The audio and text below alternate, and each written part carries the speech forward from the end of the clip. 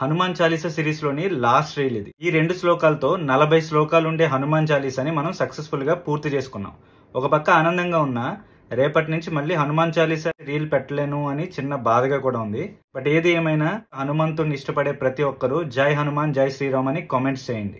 జో యహ పడై హనుమాన్ చాలీసా హోయ సిద్ధి సాఖీ గౌరీసా. అంటే ఎవరైతే హనుమాన్ చాలీసాను చదువుతారో పఠిస్తారో వాళ్లకు వాళ్ళు అనుకున్న కోరికలు సిద్ధించకపోవడం, వాళ్ళు సక్సెస్ అవ్వకపోవడం అనేది జరగదు. పైగా దానికి సాక్షి గౌరీసుడుట, అంటే పరమేశ్వరుడుట. ఇక్కడ పర్టికులర్ గా శివుడునే సాక్షిగా ఎందుకు మెన్షన్ చేశారంటే తులసీదాస్ గారు, ఈ సృష్టిలో జరిగే ప్రతి కార్యానికి సాక్షిగా ఉంటాడు ఆ పరమేశ్వరుడు. తులసీదాస సదా హరిచేరా కీజై నాథ హృదయ మహడేరా. ఇక్కడ తులసీదాస్ ప్లేస్ లో మన పేరు మనం చెప్పుకోవాలి అంటారు. అలా చెప్పుకున్నా పర్లేదు, లేదా తులసీదాస్ అని చెప్పినా కూడా దాని అంతర్లీనమైన అర్థం ఏంటంటే తులసీదాస్ లాగే మనం కూడా ఆ శ్రీహరి అయిన శ్రీరాముడికి దగ్గరగా ఉండి ఆయన్ని సేవించుకోవాలి అని కోరుకుంటున్నాడు. అప్పుడు ఆ హనుమంతుడు సీతారామ సమేతుడై మన హృదయంలో కొలుగుంటాడట.